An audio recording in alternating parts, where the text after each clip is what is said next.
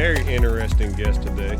A man that goes by the name of Reheim Fender. And he has quite the long list of hustles he does, and we're going to try to get to all of them today.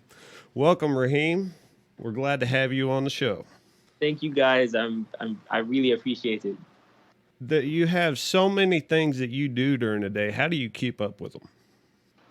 Red Bull. That's my preferred caffeine as well. I like Red Bull too. Yeah, Red Bull. So, can we start off with your music? Sure. Talk about your music. You have a few music videos out, and we were listening to them on YouTube, and I'm pretty hooked on them myself. Thank you. So, what was your favorite one to record out of all of them?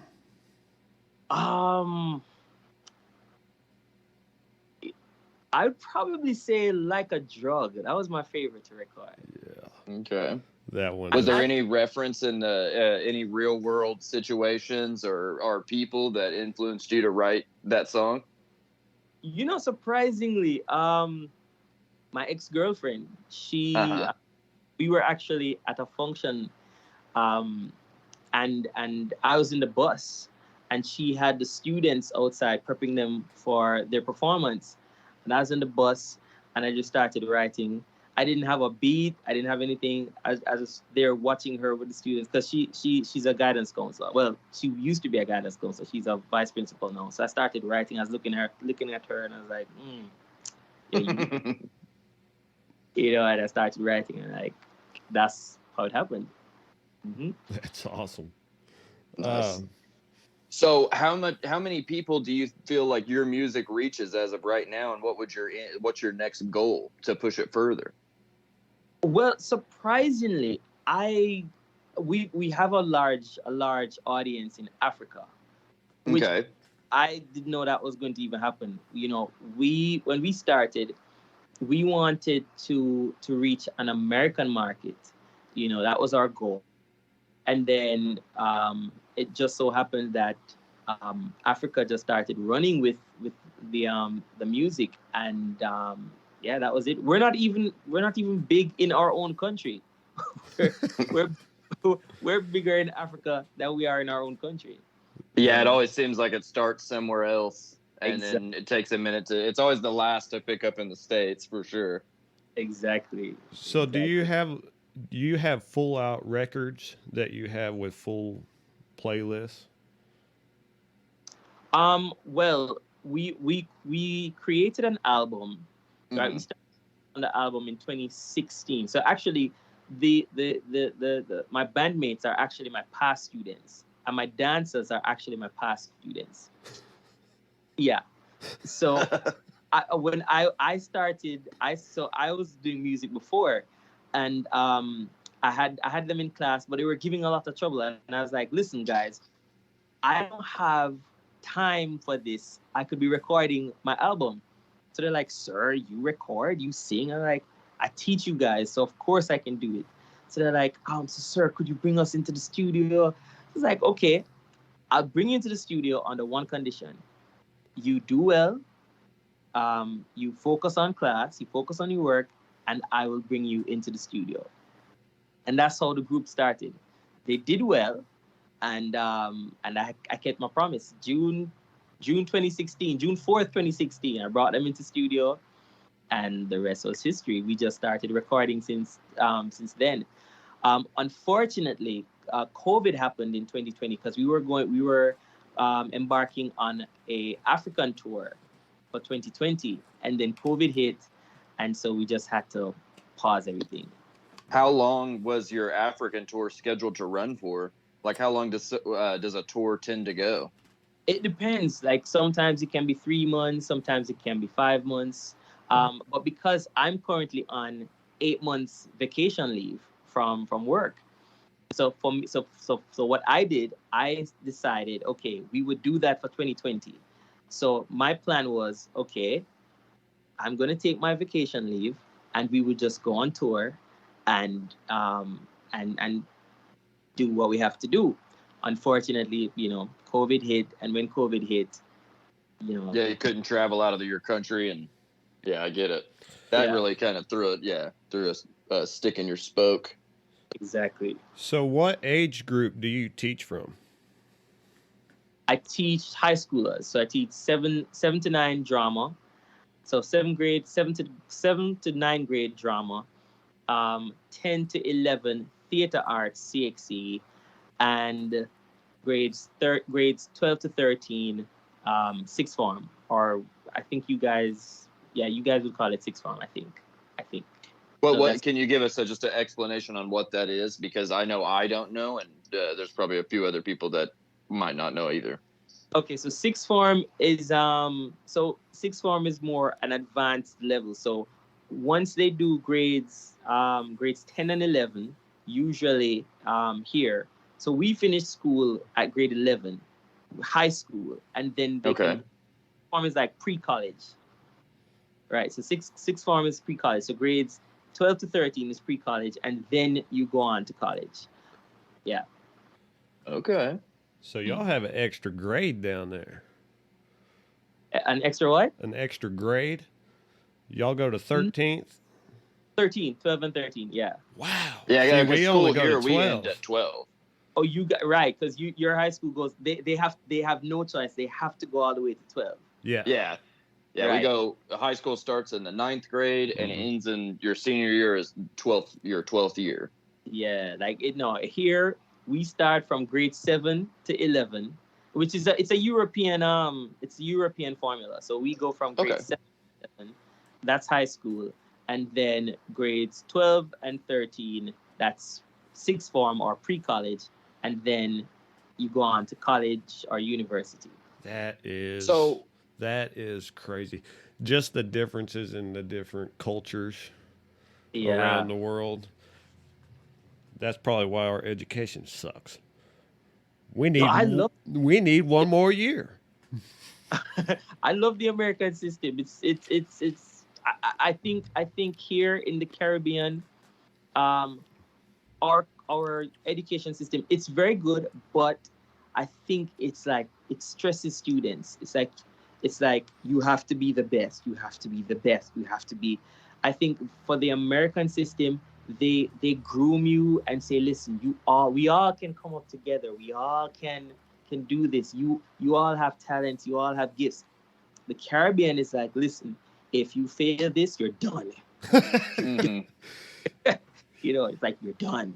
Yeah, and I could see that too. I was like in America, there's kind of a realization just because I feel like how huge the country is. Mhm. There's a realization that not everybody's going to be a doctor, not everybody's going to be a lawyer. There's going to be construction workers. There's going to be, whatever. And Yeah. and I could see smaller countries being like, hey, if you want to be something more, you have to earn it here. Yes. Yes. Because Yeah.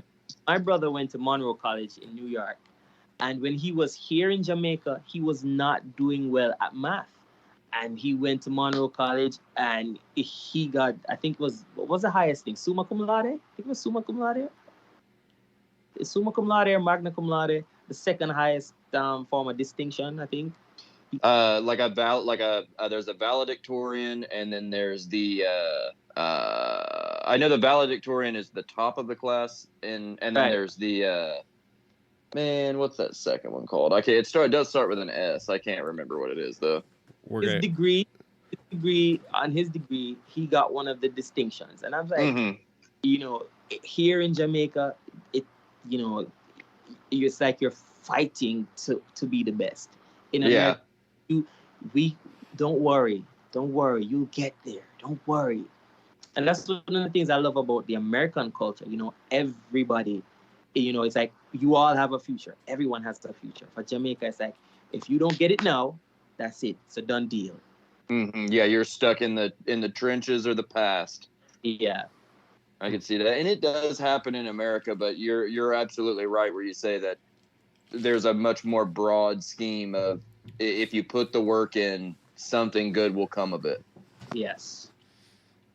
But well, anyway, back to your music. What is your next goal to further your music and get it more out there? Um. Well, I'm working on my solo album right now because because of what happened with COVID in 2020, the group kind of disbanded, and so I had more time as an artist to work on me and find my sound and find some of the things I wanted to do, and it wasn't really it was at this present moment. I mean, I'm still a part of the mindset of being a part of Raw, but Mhm. my album is a little bit more um, calmer. It's less raunchy, Okay. or my mother can listen to my music. Let me just put it that way. My mother Okay. Okay. music. So Yeah, I'm not uh, gonna lie. That your music is pretty provocative. yeah, exactly. I liked that one part in the cellular song where he said "grab on the titty." I thought that was awesome. That was my favorite part. Yeah, like I mean that song actually did well here in Jamaica. It did well in Africa, and it was being spun in the States and in Canada. So it did its thing. I could see that too because I know when I first heard that song, I was thinking I could see this blowing up everywhere. Oh Yeah, yeah. yeah. I mean, of course, the touring is really what would bring it more to the forefront. I think that's one of the things that if you don't tour, a lot of persons won't get to hear or see the artist. So Right. You're not going to those events and people aren't coming that don't know you. They're like you're setting up, you're opening for somebody and there's a lot of people in that crowd that uh haven't heard of you but are there and so they hear it and they're like I really like this. I'm going to download this and share it on my social media and yada exactly, yada yada. yes. So So how long does it take you guys to kind of shoot those and film those music videos and produce those? Because it let me, looks like there's a lot of work that goes into those videos like that. oh, a whole heap. I have to big up my videographer, Mark Hugh. Like he's he's an amazing videographer. Um, we both direct the video because I'm kind of like a control freak, so as a I can't help it. I'm a perfectionist as well, so I'm like, okay, this has to be done, that has to be done. So we usually put our ideas together, but I can say sometimes some of these videos take days. Sometimes they take months. Sell it. No, well, not sell it. Like a drug, we shot that at Swamp Safari. I'm not sure if you know Swamp Safari, but that's where James Bond shot his first movie. The one where he runs across the alligator. Oh, Yeah, yeah. really? Yeah, from way back. Yeah. That's So awesome. I was like, I want to shoot my first video there, which is why you see me with the snakes and all of that. Mhm.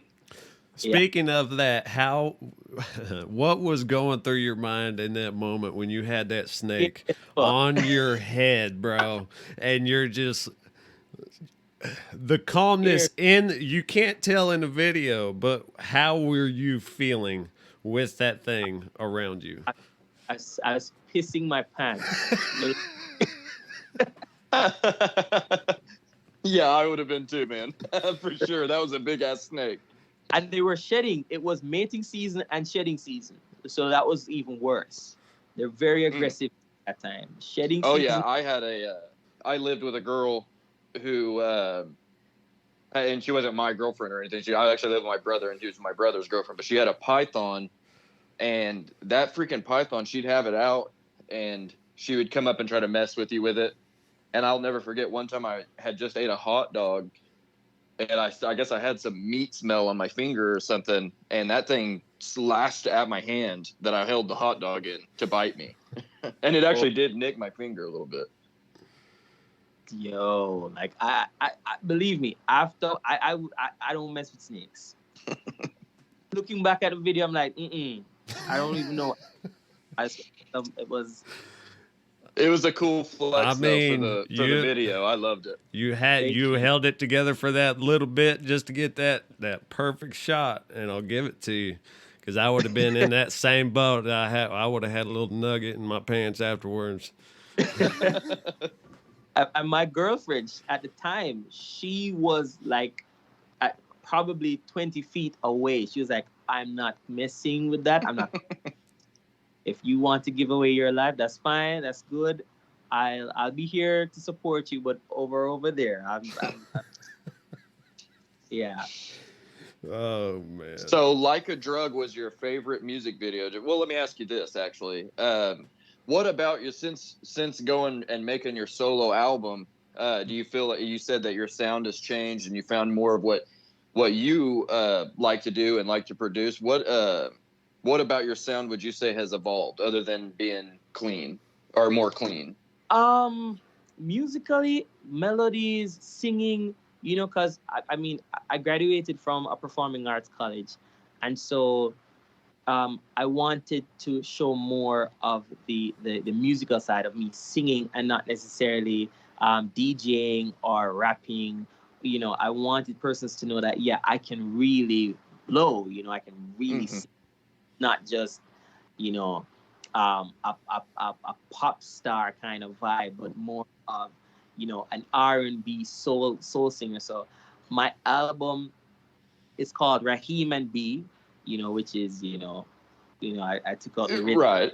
Yeah, so Raheem and Blues. Um, because I wanted people to know that, I can really sing, not just. Yeah, you wanted to put your talents out there and not just the hip hop side of it or the dance side of it. You wanted them to see you as a true artist. Exactly. And you Exactly. can So kind of tell that in the videos that you have out that you have a very good voice. Definitely. thank you. Thank you. Thank you. Yeah, I mean everybody that listens to this, you've got to check out Raw R @W exclamation point. All the works on YouTube. Every single one of the videos is provocatively entertaining and really cool. I mean, just the hip hop side of it's on my playlist now. So Just make sure I your dug kids ain't in the car when you turn that sucker up, and 'cause, they're gonna get a squeeze on the titty and make that pussy wet. I nephew, my baby nephew, he knows all the songs. He's not even 3 yet. Is he 3 yet? No, I don't know. And he was singing it when he was 1, 2, growing up songs and selling his favorite song. And my mom to my brother, stop making him listen to that song. He's going to know the song, and he knows it. I mean, he knows it word for word right now. Oh, that's That's awesome. kind of awesome in a way too, though, man. Because I mean, like at your family, that if you're the artist in the family and your family just supports you and loves you that much, that's great. Yeah, but actually, I'm not an artist. My mother is the first one, and then my brother is also an artist. He does a podcast and a YouTube called 876 Things, where they go around in Atlanta, and they it's like a vox pop where they ask people random questions, some really like they'll ask girls questions that might throw them off. Like they're like, "Whoa, why are you asking me that question?" It's really hilarious. You should probably check out 876 Things. It's really hilarious. 876 Yes. All right. And here's an off the wall question, just because I don't know. Like I used to play this video game when I was a kid, and I've always wondered this, and I've never Googled it for whatever reason, but it was called Grand Theft Auto 4, and there was a Jamaican character in the game called Little Jacob, and he would say "bumbaclot," and I've always wondered what does that mean. Okay, so we just like how you guys say fuck. I mean, fuck is a universal language, but bumbaclot for us is a universal language. It's our universal language. We say it all the time. So we swear with bumbaclot, rasclot, pussyclot, all of those words we use. The thing is, it comes from a place in history. Um, when we say pussyclot, that's actually what the women used to use, and back in the day, the slaves used to wear. And when they would menstruate, they would take that out. That's actually the cloth that was wrapped around them. So that's why it's called a pussy cloth. Okay, yeah. It's actually pussy cloth, but how we say pussy cloth. We draw so we don't say cloth. We say CLAAT cloth. Yeah. Okay. Yeah. Okay, I get it. And Ras and Bumbo is really your buttocks. Okay, yeah. Yeah. So you're just saying a butt cloth, I guess, or something. Yeah. Okay, I get it. Yeah. You are a shit smear, my friend. That's American terms for that word. Pretty much, yeah. So but because of so many years of it being passed down, a lot of persons don't know the history of it. But it's really disrespectful to say your bomber cloth or your ass cloth or your pussy cloth, because it's what the slaves would wear, and so anything that would be used to wipe your buttocks or wipe your vagina, it's what, of course you don't want anybody to call you something like that. So yeah, to reference you in the same. Yeah, I get it. I could definitely see that be a derogatory term, and I get it. I get it now. And what's crazy about seeing that character in that game I talked about, I couldn't even ever tell that it was something he was saying like that. But now that you say that, I can. Mm-hmm. I can remember some of the dialogue, and I'm like, yes, he was talking about somebody. And I just thought he was saying it at the time, but I get it now. So I was just thinking that that's something that Jamaican people just said all the time, but I understand.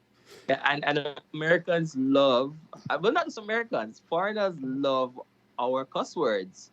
Which I'm always amazed that you guys love our cuss words. I'm like, okay. And I hear music videos.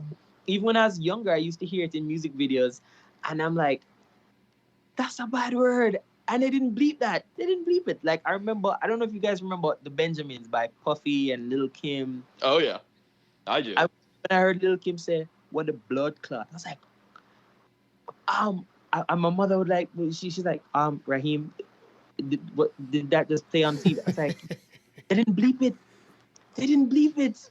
So, yeah, we in Jamaica, we used to laugh at stuff like that, because every single time foreign artists would use our words, they never used to bleep it, and for us, we're like, whoa, because y'all get bleep saying it in your media and stuff. Exactly. Right. Yeah, I mean, they don't bleep it because to the rest of the world, they don't, probably the vast majority doesn't understand what it means. Exactly. Or even what So go back to podcasts. You said that you have a podcast that's out. That's pretty interesting. Mm-hmm. The Demons of the Psyche. Yes. I've been listening to that one, and it's got some deep stuff, bro. Thank you. Surprisingly, I never planned on doing a podcast. I never did. Again, COVID allowed me to do so much, because I was pissed off with my ex-girlfriend. So I had just did the Personals, the first book, and then I had released it, and then me and her, she had just the vice principal, and we were going through a lot. We were mortal enemies at the time, and I was like, yo, this bitch has childhood demons. And so and so I started writing the book Childhood Demons, and so while I was writing it, I made sure to research on Google and everywhere, and I realized that, oh crap, a couple other authors have the title Childhood Demons. So I was like, I want to be different. I don't want to have the same name. Even if I was supposed to give it a subtitle, I want to be different. So I decided not to use Childhood Demons, and I started thinking about titles, and then Demons of the Psyche came up. So it was a book first, and then I was like, a lot of Jamaicans, sad to say, but it's not even the only Jamaicans. Black people don't really love to read. That's just the truth. We really don't love to read. Hold on. I want time out right there. Uh-huh. I was just talking to my son about this. I was asking Mm-hmm. him, I was like, when's the last time you read a book? He's like, well, like willingly? I was like, yeah, willingly. He's like, never. I was like, boy, oh my God. I said, I was like, that's the problem with this generation. They don't like to read. They They don't like they to would read. rather have it in their ears, getting told to Exactly. them. And so, because of that, I was like, my students too, they're like, sir, we want to support you with your book, but I was like, okay, you know something? Let me create something that I know they will want. It will be easier for them. So I created. First, I went and recorded it and said, okay, they can purchase the audiobook. But then I was like, okay, there's some persons who might not necessarily want to purchase the book, or So I said, how can I get this out to persons? And I started looking up. I went on YouTube and I saw a video where they were talking about the podcast, and I was like, But the first one they talked about was Lipsin. I think it was Lipsin. I think that's the name. And then I started Googling Lipsin. And then when I Googled it, at the top, Buzzsprout popped up. And I was like, let me check that out. Checked it out. And I was like, I'm going to sign up with Buzzsprout. And the rest is history. I uploaded the podcast. And I remember, so I uploaded it like, I think the Monday. When I uploaded it the Monday, my student, who is also, well, my past student, who is also one of my dancers, he sent me a text and he said, yo, Fens, congrats. Number 5.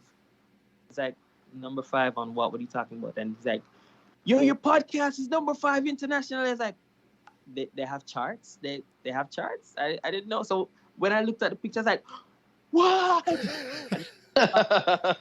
That is amazing. The same thing with Steve Harvey and Joel Austin and Deadass. And then before I knew it, I was number 1. I was like, no, I'm done. Like, because I didn't know. I had no idea. I just uploaded it. And because I was uploading it because I wanted certain persons to listen to it for free. And then it just went out the park. I was amazed. It was number 1 on fiction for a good time, and then it went up to the top charts at number 1. I was like, no, this is ridiculous. Like, yeah, but that was an No, that's incredible feeling. awesome. That is freaking awesome. Yeah, I'm still, believe me, I'm still blown away, and I'm scared because season 2, I don't know, I don't know how it's going to do for season 2. We get so many listeners from Germany and Spain and all over. Germany is one of our biggest ones, and the US, Germany, US, Spain, Jamaica. There's another one. Well, I mean, we get a couple, like on a regular, we have like about 44 countries listening to our podcast. So wow. That is awesome. It's amazing. It's amazing. And then that's when I became a podcaster. I'm like, yeah, I'm a podcaster. Yeah, a very successful one too, right off the bat. That's sick. Yeah. So how much work would you say went into creating that first season of it? A lot. When because the book is very controversial. Right. I don't listen to episode to some of the, like, episode 1 is super controversial. So as soon as you hear it out the gate, and I don't want to give away anything to the audience, but it's super controversial. And when I started recording it with the first producer, he broke down, and he said, I can't do this anymore. I just can't. And so I had to wait until my producer, who records my my music, he was in the States working on a gospel album. So I had to wait on him to come back and to redo all that the original producer had done and finish it. And even he started breaking down. He was like, this is too much. This is deep. And, he started thinking about a situation that happened with his father, because his eldest, not eldest, I think it was his eldest brother, either his eldest or older brother that had died. and his father, he saw his father crying. Then it was the first time he saw his father crying, and he said, "There's a particular story that reminds him of that." And I was like, "Whoa!" I mean, he just broke down in the studio, and so that was when I realized that this thing is really, we had to work hours on hours and hours to get it right, because he said, this is going to be a game changer, Raheem. I really didn't believe it. I just wanted, I had the book, and I went and I listened to Gary Vee and some other people, and they're like, listen, when you have content, you need to broaden your content. So I was like, okay, I'm broadening my content. I never thought it was going to, do what it did. So explode like that. But I mean, Yeah. I can see that completely, just because, like you said, those things you get that bring out the tragedy in people's lives. I mean, that is always one thing I've always truly believed, is that tragedy can sometimes make the best art, and that sadness in life is sometimes. I mean, it can be the most beautiful thing we have to cope. I mean, coping with sadness, I mean, can be some of the most beautiful moments in just overcoming that sensation itself. And so I mean, really, to me, obvious choice to blow up all over the world, and I'm so glad it did. That's awesome. Thank you. And it's some deep stuff. It is. It is. And sorry, I- Jonah, what were you saying? It's one of them one I- where I'm like, I don't know if I can continue on with this episode, but you get so, you're like, wow, because some of the stuff that you bring up, it brings a whole new enlightenment, because it pretty much puts you in the situation that these people are in, and it kind of helps with awareness of things. You know what I'm saying? Yeah, the perspective to know what people have to walk around and carry inside of them all the time. Yeah. And how and how deep and dark your subconscious mind and the things that happen to you just can drive you insane. Yeah. Yeah. But my mother, she's always saying, you are dark. Where did you get this dark streak from? You're always writing dark stuff. I'm like, because the world is dark. yes, it is. It's dark, and it's up to the artist. Then it's up for the artist of the world to shine the light through that darkness, because it's all worth it. Everything we're doing is worth it. It's worth getting to the other side, and sometimes that gets clouded by the darkness. Yep. Exactly. A lot of people don't know, but everything we do on a daily basis is enlightenment for yourself. Yeah. Somehow, somewhere during the day, there's going to be a point where you're like, oh, I didn't know that.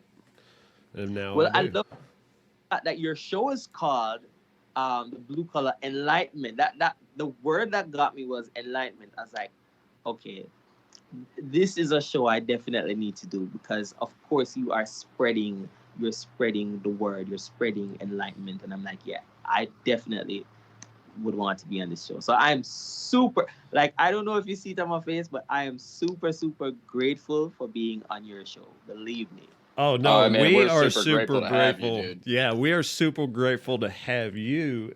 Just the opportunity to talk to you, because there's so many other people you could have talked to. You're talking to us, and we're so happy you took the time to talk to us. And just in our pre-interview and that first talk we had, it was just awesome. And that just built the excitement for us to have this conversation with you. Oh, I know. Me and Jonah have been waiting for this one for a while now, so we're just stoked we're getting to do it today. But so let's go to talk about your books now, or well, actually not just talk about your books, but what the question I want to ask you is what. So your books came first, right? Or was it your music? The music came first.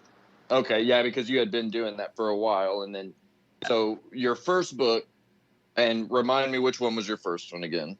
The personals. So the personals, it was actually written in 2002. or I started writing it in 2002 while I was in college. Um, but it didn't get published until 2020 September. Yeah, Wow. yeah. Wow. Okay, so the whole process. Okay, but now writing that book, I'm sure there was a point, closer to 2002 where you thought you had finished, but maybe you weren't getting it out there, you weren't getting it published, so it was just a ongoing piece of work that you added things to. I just kept adding and taking off, as subtracting, adding, you know. One of the things I as an artist, you grow every single day, and the I cringe at my own work. I'll just say this. I do, like, I look back on some of the stuff I wrote um back in the day, and I'm like, why the hell did I write this? you know, Oh yeah. where some persons be like, this changed my life. This did this for me. This did that for me, and I'm like, yeah, but I'm not messing with it. And for the personals, it was really a moment in time for me because I was in college. I was going through a lot. When I say I was going through a lot, I mean a whole heap. I was going through relationship issues. I was going through abandonment issues. I was going through. I remember when I had to drop out of college because our system is like you have to have a certain amount of subjects to stay in college. So I only had three, and I needed two more. So you need five subjects to actually do the program, and I only had three. They actually told me, you have within the first year and second year, you have enough time to get the other two, and then you can continue. If you don't, you have to drop out. So of course I dropped out. I had to drop out in 2004, the end of 2004. So when I dropped out, I was a nervous wreck because all my friends would have been graduating in 2005, and I wasn't able to graduate with them. So I was suicidal. I was depressed. I had to go back home, and the embarrassment. Right. What what it did for me, good thing what it did for me was that I continued writing, and um, I continued expressing myself through the arts, dancing, singing, acting, and creating. I created content. So even back in that time, I was still creating content, and so all of that is what you see in the personal. So you see, like my aunt. I remember my aunt called my mother, and she was livid. She was like, I read the book, and I didn't know he was suicidal. And is he still suicidal? And she was worried. And my mother is like, this was years ago. He's okay. He's fine. You know, but it allowed me to say I can't quit, and I have to go back to college. And that's exactly what happened. I got the subjects, and I went back to college in September 2005, and I finished my program in 2006. You know, so it for me it became cathartic to write. And so that's how the personals came about, really. So another What book do you you? have out is a poetry book, right? Well, the personals is a poetry book, but Demons of the Psyche is, it's a mixture of poetry and prose, and Cathartic Realms is poetry, and Murals of Me is actually a motivational book. Right. It affirmations, and it has, things to motivate you. Once you pick that book up, it's a definite motivational book. And then the recent one, Black is a Crime, but Black is Mine. That one is poetry, but it was a book I really and truly I was scared of putting it out. And the reason I was scared of putting it out is because I have a lot of white fans, and um, I was like, I don't want to segregate them by writing a book called Black is a Crime, but Black is Mine, because it might seem as though I'm targeting them, or what I'm saying, when really, Right. I had to get to the place where I said, but I'm not targeting my white fans. And once they pick up the book, they'll see I'm not targeting them. I'm actually just saying, I'm black and I'm proud, and you know I'm telling a history of all the things that happened, um, throughout history, and that was really what I was doing. I was channeling, Malcolm X and Martin Luther King and Bob Marley and all these other persons. And I said, I'm going to put stuff on Black History Month. And I'm surprisingly, it actually went number one on the bestsellers list. But Yeah. but what was so strange is that my white fans are telling me they love the book, and I'm like, okay. That's what I was gonna say. I mean, you'd be surprised how many white people there are that are truly interested in that and going back. And that's another thing about, from the perspective of the white fan, it's not okay to feel like, or to see something like that and to think in your head, oh, I'm being made the bad guy here.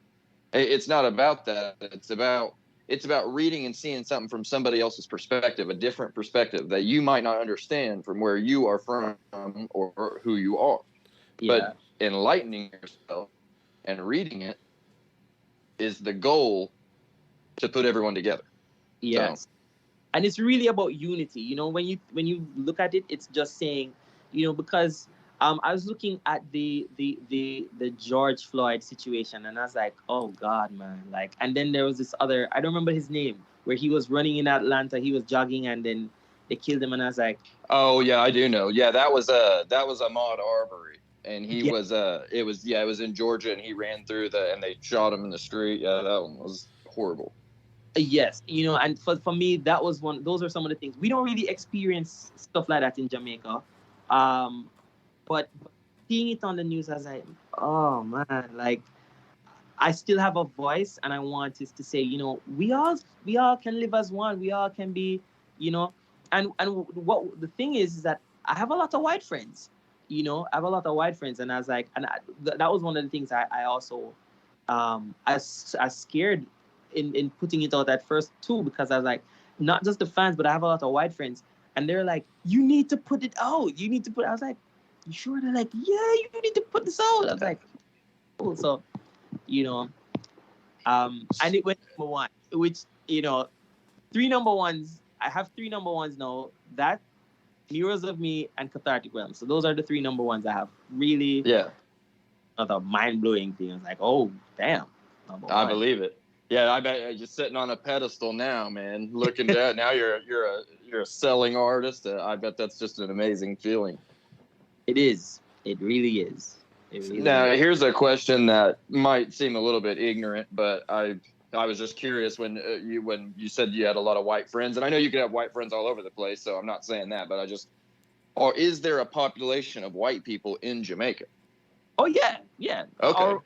Our motto is out of many one people. Actually, I went to a private school. I went to a prep school, so as around whites, Chinese, Asians, I should say, Asians, whites, everybody, And then my high school also is one of the one of the top tier high schools, Cornwall College. Big up to Cornwall College. They had a lot of whites, Asians, everybody. It was Jamaica's a melting pot of persons, but most white friends, surprisingly, are not necessarily from here in Jamaica. They are overseas. Because in 2008, I actually worked at Six Flags in entertainment. Yeah, I worked at Six Flags in 2008 with some really great friends. I mean, let me tell you something. Like, I have so many friends. I don't know if I'm allowed to even call out their names, but like Griffin Palmer, he's an amazing stuntman. Emily and Rob, and they're great artists, love them to death. They're some of my best friends. We're still friends to this day. We still keep in contact. Love them. Yeah. So tell us a little bit more about growing up in Jamaica and just what it's like being raised to what you believe in, your urban legend, your superstitions, the spiritual side of it, the religious side of it. What twists and turns do you get from the Caribbean lifestyle? I don't think the podcast can be long enough. We might have to do a whole separate episode just on that. Yeah, no kidding. But we are a very rich culture. We have a very rich culture. We our our our our our history dates all the way back to the time when Spain when the Spanish came, so um our our language first of all, which is Jamaican. Some persons say patois, but it's not patois. The language we speak is called Jamaican. It Would is patois be I guess Haitian would be Haitian, but I know that a lot of there's a in Florida there's a population of people that speak what they call patois, and I know that's a big like that area's got a lot of Dominican and Haitian ancestry. So I was just curious if you know what that would be. that would be that patois is really French. Ah, okay. A mixture of French English and oh Lord, I don't remember the other language, but French English. Oh, and an African language.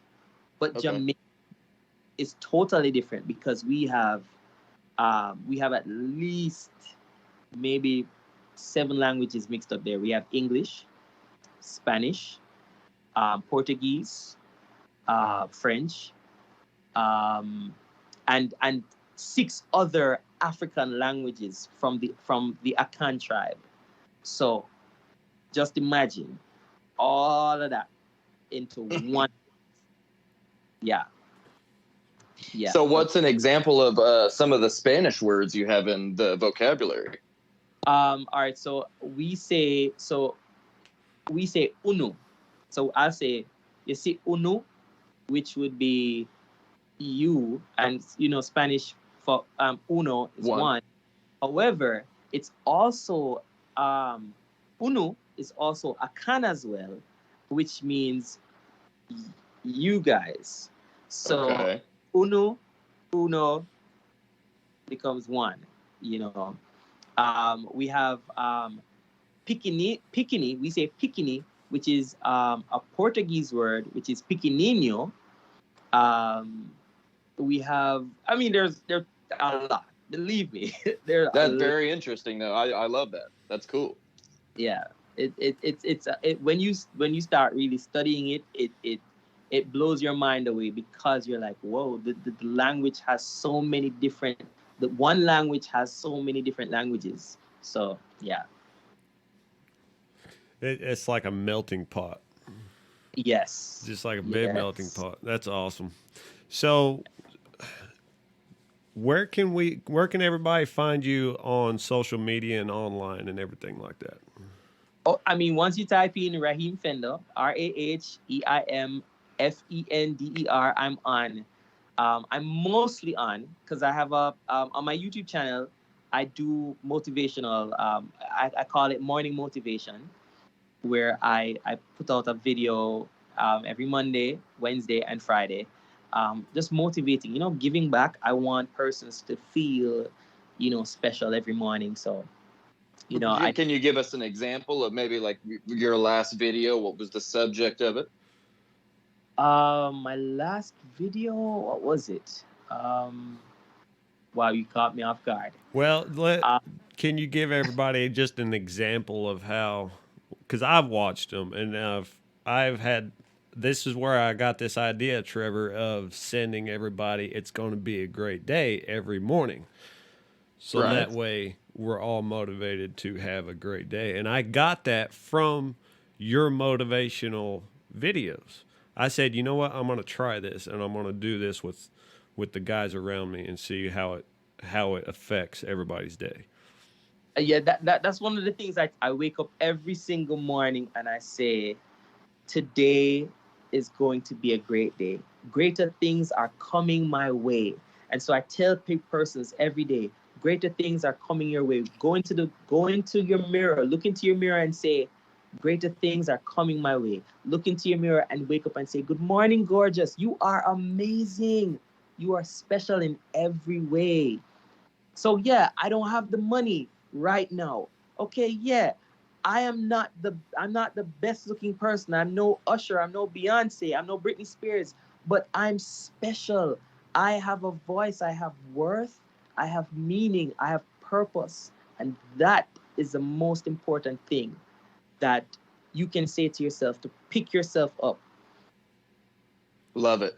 We love Absolutely it. love it. Gave me chills, man. Gave me chills, dude. That was sick. Well, everybody, make sure to go check him out. This guy is awesome, especially his music, and I can't wait for your new music to come out.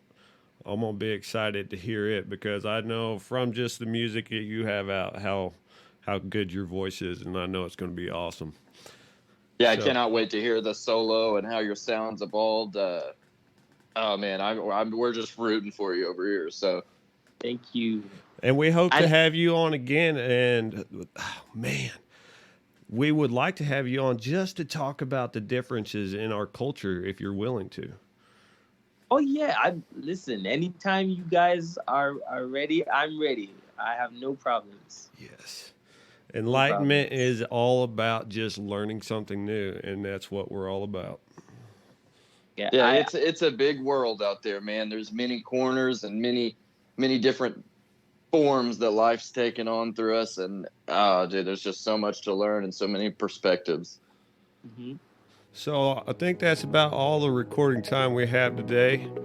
Remember to go check us out on Facebook, the Blue Collar Enlightenment Show. We're on Twitter at the BCE Show. Make sure to follow us, give us a thumbs up. Later.